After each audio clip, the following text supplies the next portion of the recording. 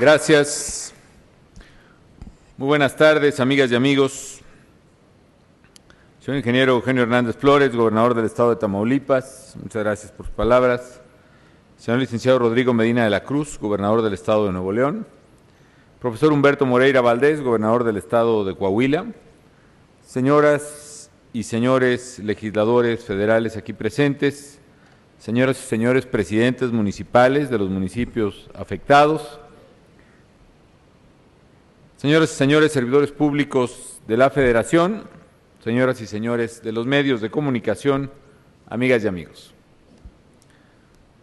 Agradezco mucho que estemos juntos en esta revisión del paquete de acciones, tanto de los gobiernos federal como estatales, en beneficio de la población afectada por el huracán Alex en los estados de Coahuila, de Nuevo León y de Tamaulipas.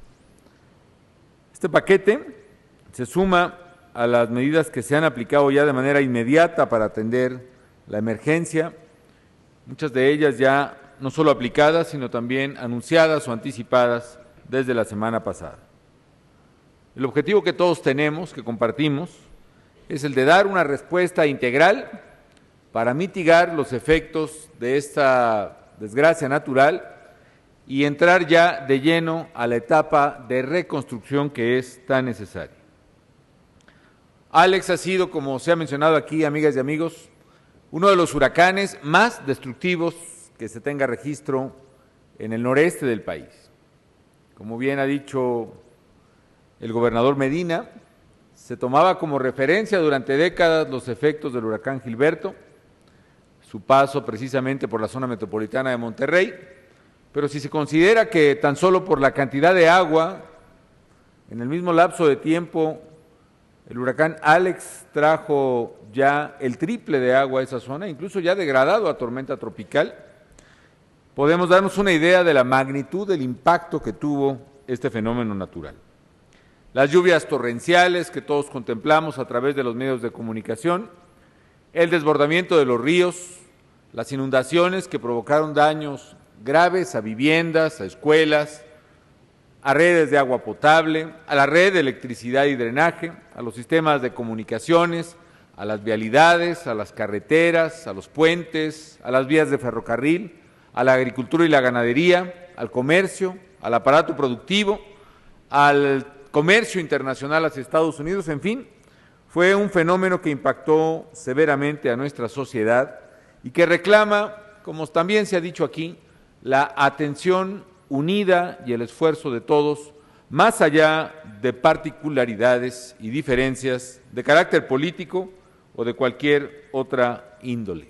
El hecho es que miles de familias perdieron su hogar, perdieron sus pertenencias y algunas de ellas, por desgracia, perdieron también a sus seres queridos.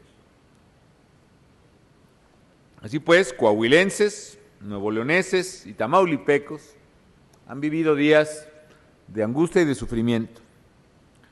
Y sin duda lo más doloroso ha sido la pérdida de vidas humanas, ciertamente no tan cuantiosa como lo fue en aquella ocasión del huracán Gilberto, pero de cualquier manera dolorosa. Y sabemos, amigas y amigos, que eso es lo único que no podemos recuperar y es lo más doloroso, será motivo de tristeza para todos. Desde el primer momento hemos dado seguimiento puntual a lo que sucedió y lo que sucede todavía en las zonas afectadas. He realizado giras de trabajo a cada una de las entidades federativas afectadas para hablar con los damnificados, para evaluar los daños, para supervisar las acciones de ayuda del gobierno federal y para tomar ahí en el sitio las decisiones que solo un presidente se puede tomar precisamente en situaciones de emergencia. Hemos actuado también con decisión para brindar auxilio a la población damnificada. En las labores de asistencia, de socorro y de rescate, también yo quiero reconocer, como ya se ha hecho aquí, la labor de nuestras Fuerzas Armadas, porque han dejado constancia, una vez más hay que decirlo, de su enorme vocación de servicio a los demás y de servicio a México. De manera inmediata, la Secretaría de la Defensa se hizo presente con el plan DN3 y la Armada de México con el plan Marina sin menoscabo de otras actividades que precisamente realizan en la región, en coadyuvancia con otras autoridades, para salvaguardar la seguridad interior del país de conformidad con su tarea constitucional.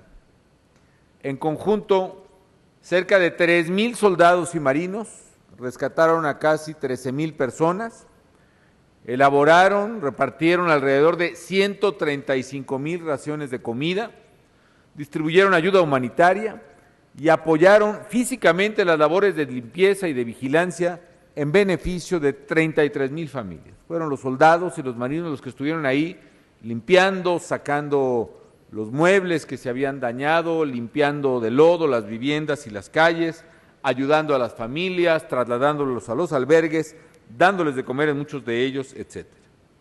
Ahí me queda claro nuevamente que nuestras Fuerzas Armadas han cumplido con honor, con entrega y patriotismo la misión humanitaria que se les ha encomendado. Y merecen también un aplauso, pienso, para ellos.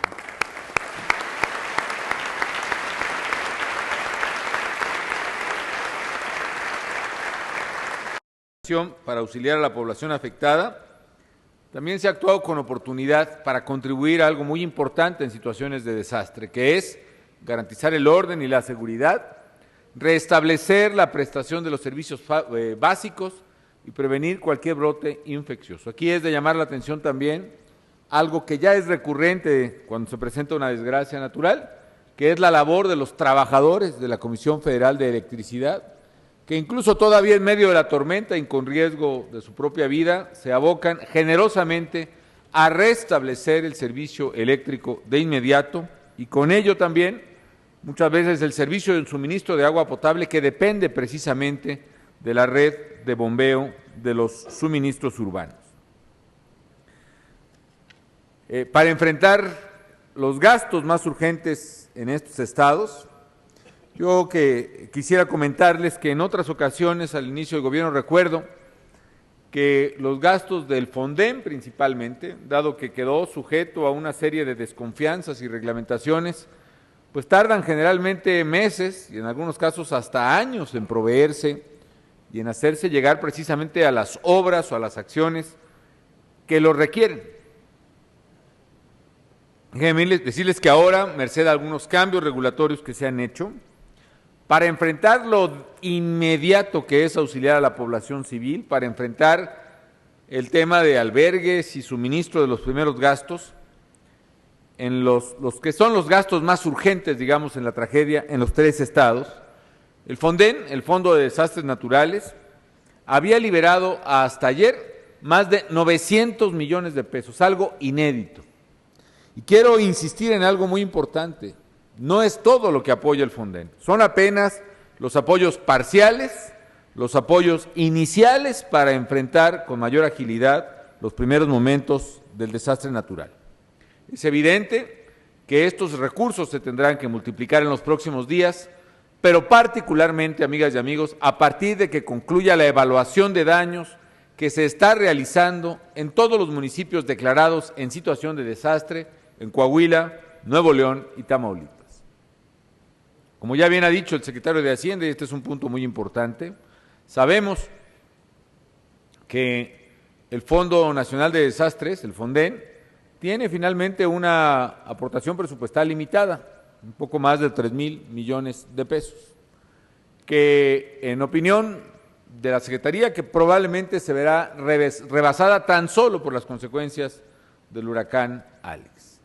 Ha dicho el secretario, y yo lo refrendo, que estamos buscando precisamente cómo generar economías, cómo pedir la comprensión en diversos sectores, y desde luego la pido para los legisladores aquí presentes, para poder proveer de fondos adicionales al Fonden a fin de poder enfrentar sin limitación, en este caso de presupuesto, sino orientados precisamente por la magnitud de los daños estimados por los propios comités, la tragedia y los daños del huracán Alex. En otras palabras, vamos a respaldar y responder conforme a las reglas del Fondo Nacional de Desastres, a fin de restablecer la infraestructura que se tenga que restablecer y restaurar los daños hasta donde ello sea posible hacer. Pero en esto, el mensaje claro que queremos decirle a Nuevo León, Tamaulipas y Coahuila es que han contado y seguirán contando con el decidido apoyo del gobierno federal para salir adelante de esta tragedia. He señalado también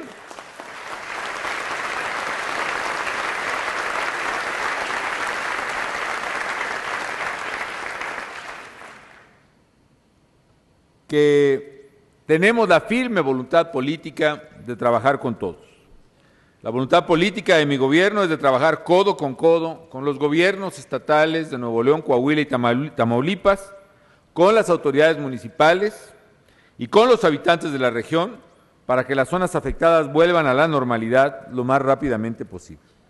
Debo decir también que he estado muy atento a los pronunciamientos, a los puntos de acuerdo y a los exhortos generados tanto por las y los legisladores en la Cámara de Diputados, en la de Senadores, pertenecientes a estos estados, como a los grupos parlamentarios que también me lo han hecho saber de manera unilateral, así como con los acuerdos tomados en la Comisión Permanente del Congreso de la Unión y las acciones que hoy recapitulamos o anunciamos en este evento responden también al cumplimiento del Gobierno federal de los exhortos y los puntos de acuerdo realizados en el seno del Congreso de la Unión.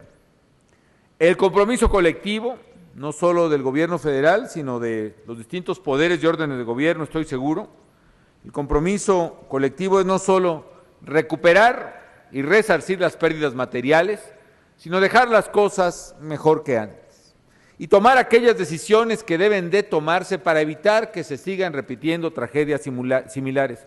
Una muy importante, por ejemplo, la reubicación de familias ubicadas en los lechos de los ríos o en zonas que corresponden a propiedad federal y que deben ser precisamente dejadas libres para poder desahogar avenidas extraordinarias como las que se han presentado ahora. Déjenme decirles también que a mí no me cabe duda de que lo vivido en el noreste es consecuencia, entre otras cosas, de el cambio climático que está afectando al mundo en general, sí, pero además a algunos países en particular. Esto es un énfasis que hay que poner los mexicanos. Hay en el concierto de naciones, estados, naciones que están más afectados que otras. Concretamente, por ejemplo, los estados insulares, los pequeños estados insulares, aquellas naciones que están en islas y que están a nivel del mar y que de generarse las predicciones hechas por científicos sobre cambio climático, en este mismo siglo pueden quedar cubiertos por el agua al aumentar el nivel del mar. Esos, digamos, están en la primera línea de afectación del cambio climático. Pero en líneas muy próximas de afectación de cambio climático están precisamente los países que en Asia o en América somos los directamente afectados por fenómenos naturales como tifones en Asia y huracanes en América, particularmente Centroamérica, México y Estados Unidos, que vamos a sufrir cada vez más una mayor severidad en el impacto de huracanes y tormentas tropicales. En otras palabras, nuestro país está entre los países que sufrirán o que tienen una mayor vulnerabilidad en las afectaciones de cambio climático. Por la misma razón, México debe hacer un esfuerzo también especial para generar un consenso a nivel mundial que nos permita mitigar acciones de calentamiento global antes de que ello sea demasiado tarde. Ya por lo pronto, con lo que tenemos que hacer en el noreste del país, con lo que hemos hecho en Tabasco, ya estamos pagando las consecuencias y apenas estamos haciendo la erogación de los costos de adaptación, como le llama la comunidad científica, es decir, los costos que tiene que realizar cada país para adaptarse, para aguantar, digamos, para resarcir los daños del cambio climático. Hay que invertir también en mitigación de emisiones para que finalmente un día estos efectos dejen de tener la inclemencia que ahora registran sobre nuestro país. Enfrentamos, pues, amigas y amigos, señores gobernadores, una tragedia de gran magnitud que reclama una respuesta clara y contundente. Las acciones que se dan hoy a conocer se enmarcan por parte del gobierno federal en tres grandes ejes. Primero, medidas dirigidas a proteger el ingreso y el patrimonio de las familias, salvaguardar su bienestar y recuperar la normalidad en sus vidas. Dos, medidas destinadas a preservar el empleo, a cuidar las inversiones y reactivar los sectores productivos en el noreste del país. Y tres, medidas orientadas a rehabilitar la infraestructura dañada para el desarrollo regional. Los secretarios que nos han precedido en el uso de la palabra ya han presentado un resumen de los apoyos comprometidos. A mí me gustaría destacar las medidas más relevantes y el sentido estratégico de cada eje. Por el primer eje, proteger el ingreso y el patrimonio, salvaguardar la calidad de vida y recuperar la normalidad de las familias.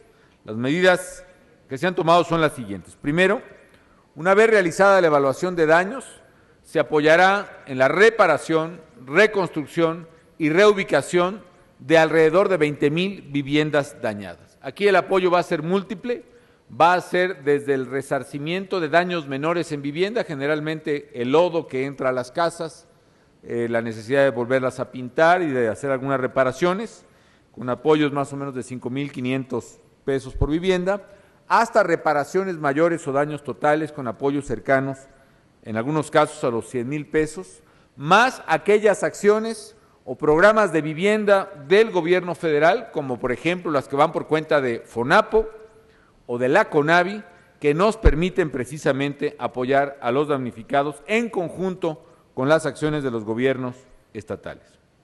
Segundo, ya se está realizando un censo familia por familia para ver quiénes perdieron sus pertenencias y a medida que se censa una colonia, se empieza la aplicación de recursos, como ya se ha comentado aquí también. En el caso del gobierno federal, con modalidades, como en un caso de Coahuila, que puede ser gobierno del Estado en especie, en otros apoyo económico, se da generalmente un apoyo de reposición de enseres domésticos que alcanza hasta 10,000 pesos, aparte del de reparación de vivienda, generalmente la mitad aportada por el gobierno estatal, la mitad aportada por el gobierno federal para cada una de las familias damnificadas. Tercero, se puso en marcha el programa de empleo temporal inmediato en beneficio de 16,000 familias que tuvieron donde estos días y tienen todavía en muchos casos un ingreso económico que nos permite que a la vez que coadyuvan en las tareas de limpieza, les permiten a ellos tener medios de subsistencia. Cuarto, los programas de oportunidades, apoyo alimentario, 70 y más, ya han adelantado la entrega de 450 millones de pesos en beneficio de 240,000 familias y cerca de 100,000 adultos mayores de escasos recursos. Quinto, Profeco realiza operativos permanentes para evitar aumentos abusivos e indiscriminados de precios de productos básicos. Y sexto, las acciones de salud que en los 3 estados se realizan para garantizar la atención de más de 40,000 personas que viven en situación de riesgo, aplicar 75,000 vacunas y evitar brotes epidémicos, principalmente de dengue. Las caravanas de la salud, por su parte, están brindando apoyo a más de 12,000 personas. Por lo que toca al segundo eje, preservar el empleo, cuidar las inversiones y reactivar el sector productivo, las medidas son: 1. A través del programa de apoyo a empresas afectadas por desastres naturales, se canalizarán cerca de 1,000 millones de pesos en financiamiento para pequeñas y medianas empresas afectadas. Por ejemplo, una pyme podrá disponer de crédito hasta por 2 millones de pesos para reponer maquinaria y reconstruir inmuebles con plazos de 5 hasta 10 años. 2. Se han creado diversos esquemas complementarios de apoyo y de respaldo a las pymes. Como parte del esfuerzo, por ejemplo, se prevé ofrecer apoyos directos hasta por 15,000 pesos a más de 350 microempresarios que perdieron todo, sufrieron daños físicos, la paletería, la tiendita, en cada una de las zonas afectadas, y se van a invertir además 45 millones de pesos para reponer maquinaria y equipo de micronegocios. 3. Para apoyar a trabajadores que han perdido su empleo, además del programa de empleo temporal federal, Se han puesto en marcha las brigadas de operación transitoria, donde se han inscrito 12,000 personas ya y se cuenta con un monto comprometido cercano a los 50 millones de pesos. Cuarto, se van a activar y vamos a ayudar a que se cobren además todos los seguros catastróficos y programas de ayuda para contingencias climáticas a fin de mitigar las pérdidas entre productores agrícolas y pecuarios. 5, se adelantará la entrega de Procampo, 440 millones de pesos, y la de Progan también en beneficio de 110,000 productores. Y 6, se agilizarán los créditos y la entrega de apoyos productivos para agricultores y ganaderos de la región. Tan solo para la compra de activos, por ejemplo, se prevé apoyar 3,500 proyectos con una inversión federal de más de 900 millones de pesos. A estas acciones se agregan los apoyos fiscales anunciados la semana pasada, que no repetiré, pero en esencia permiten diferir, financiar y deducir de manera inmediata un monto equivalente a 20,000 millones de pesos, considerando las facilidades otorgadas por el SAT, por el Infonavit y por el Seguro Social. Por lo que respecta al tercer eje, que busca rehabilitar la infraestructura regional, estamos trabajando en varias acciones y, como bien dijo el gobernador de Tamaulipas, es donde más se va a requerir el apoyo económico, ¿no? Primero, con los recursos liberados por el Fonden, ya se han iniciado las obras para restablecer los servicios de agua potable y saneamiento en las zonas afectadas, así como desasolvar y limpiar los cauces de los ríos. Los señores gobernadores ya han manifestado que en sus respectivas poblaciones ya se ha restituido en algunos casos, pues prácticamente en su totalidad, el servicio de agua potable.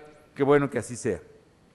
Segundo, el gobierno federal invertirá casi 5,000 millones de pesos para reconstruir la infraestructura hidrológica en los 3 estados.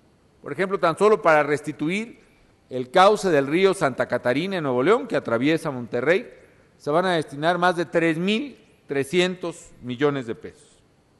Tercero, no solo se va a reconstruir el cauce, sino, me imagino, lo que más le interesa a los regiomontanos es, pues, las avenidas, las calles.